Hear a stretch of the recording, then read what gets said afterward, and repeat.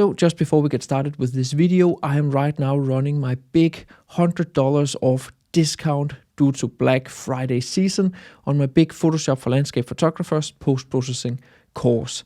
I will talk more about it later in this video, but there is a discount code $100 off down in the description of this video. Let's get started. In this week's video, I'm going to teach you how to get a perfect exposure in both manual and aperture priority, and why metering with your camera these days doesn't really matter anymore in landscape photography.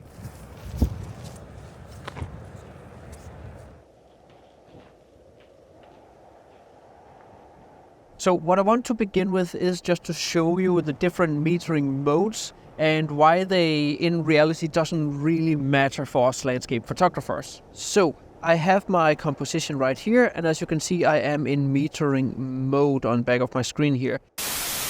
Yeah, so I of course managed to record this next segment out of focus because I'm using my new DJI Osmo Pocket 3 and I was not aware of the minimum focus distance.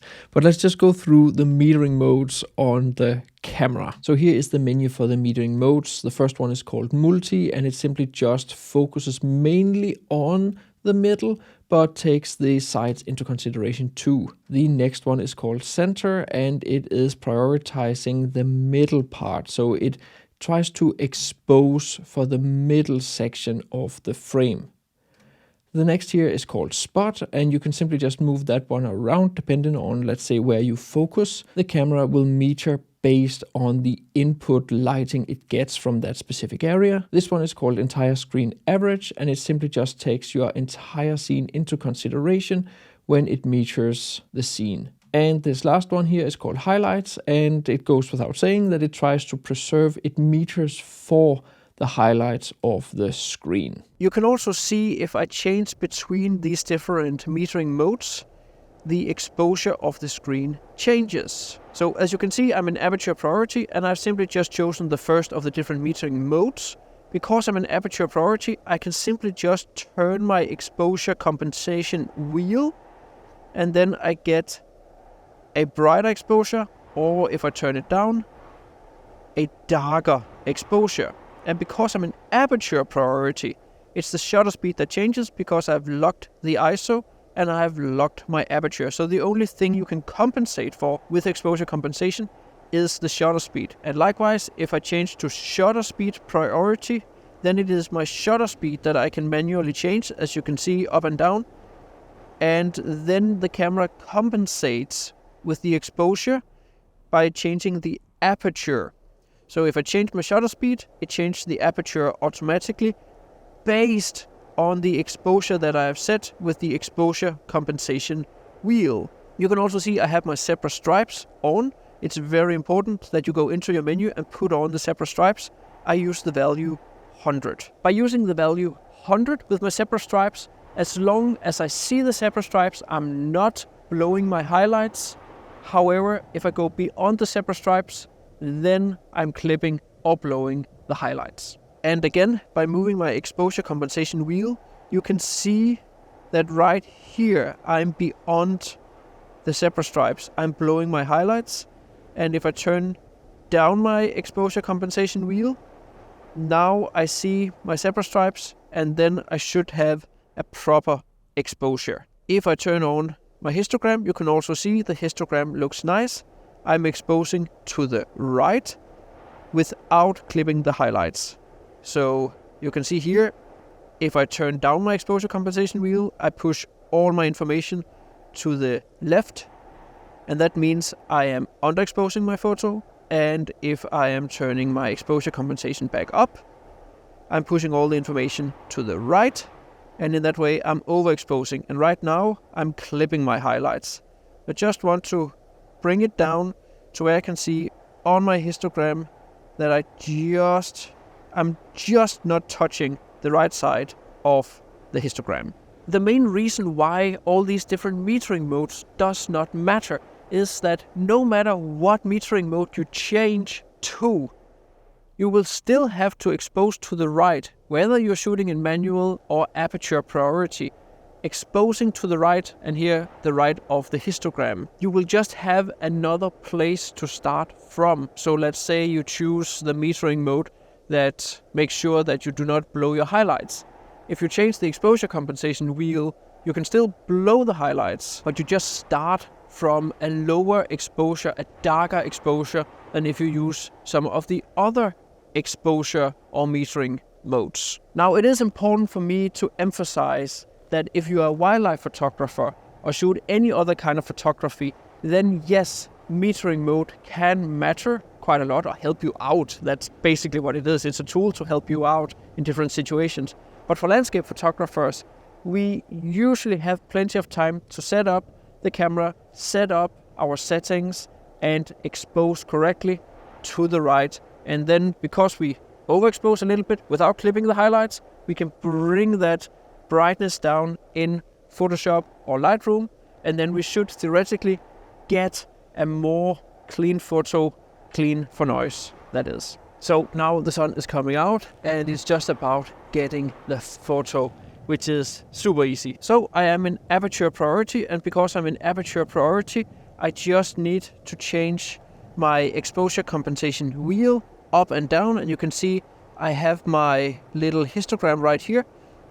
The only problem is that out here I have a part that is about to overexpose, and you can actually see just right down there in the corner to the right in the histogram, that is that part of the sky. So if I want a proper exposure where I don't overexpose that part, I actually need to underexpose with minus 1.7 stop.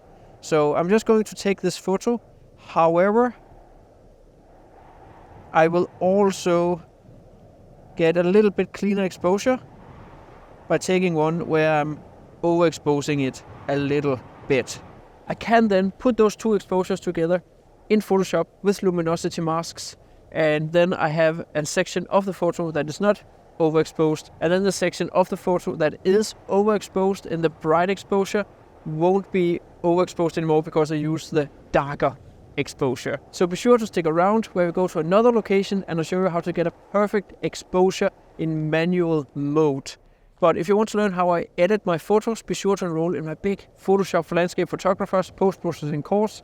It is here where I share all my different Photoshop, Lightroom editing techniques. Well, I don't use Lightroom, I use Camera Raw, but Lightroom is built on Camera Raw, so it's the same editing algorithm. Right now the course is more than 30 videos. The first section is the beginner section where I introduce you to the different programs, what they can do, set it all up. Then I have a section that I call the tools section where I show you all different editing techniques such as luminosity masking, but also focus stacking, how to use and add glow and atmosphere, how to clean up your photos properly, and all sorts of different other things like dodging and burning. And then I have a section with a whole lot of start to finish landscape photography tutorials where I add even more smaller techniques into the different tutorials that I did not show in the tools section. There is a discount code down in the description of this video that you can apply to save a little bit of money. But let's head on to the next location.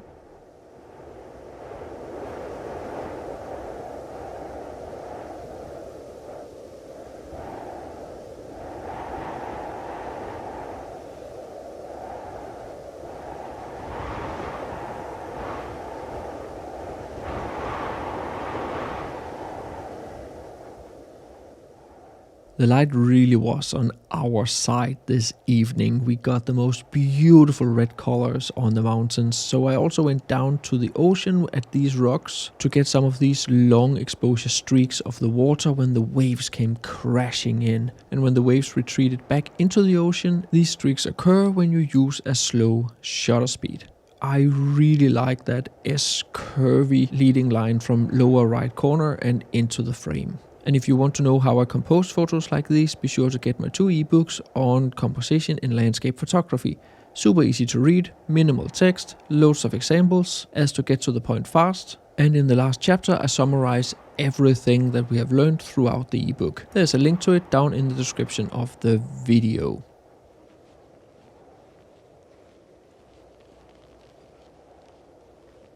So we have come here to Stocksnes, also known as Vesterålen. That's that mountain here in the background.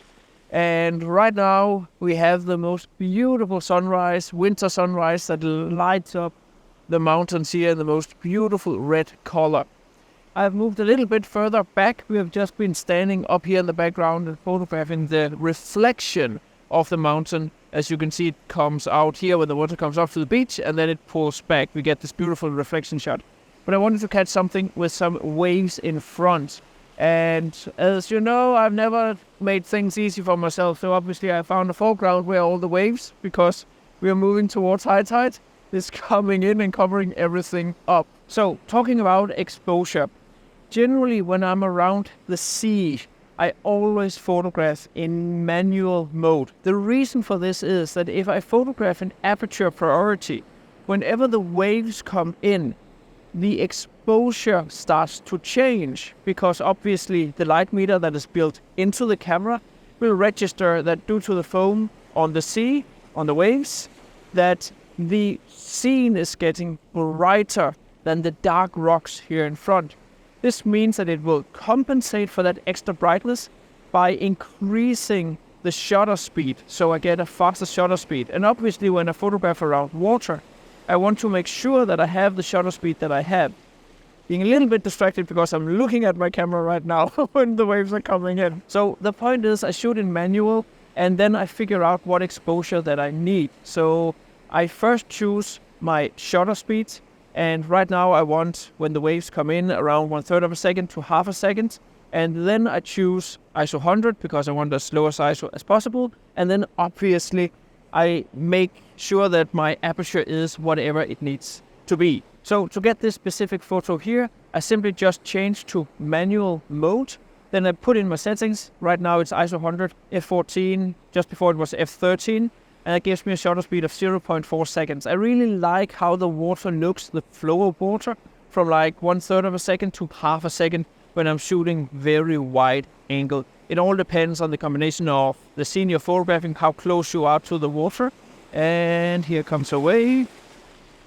How close you are to the water and your focal length. And in the combination of those factors, you can choose the shutter speed that is to your taste.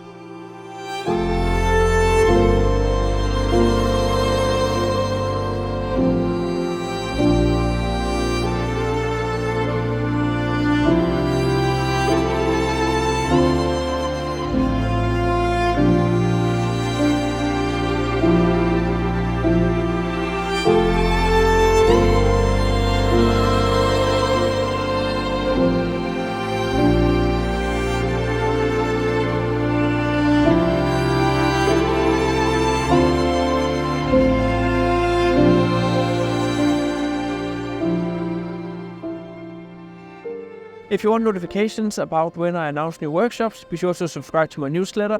If you want to learn more about composition or how I edit my photos, be sure to check out the links down in the description of this video. I hope you learned something. See you next time.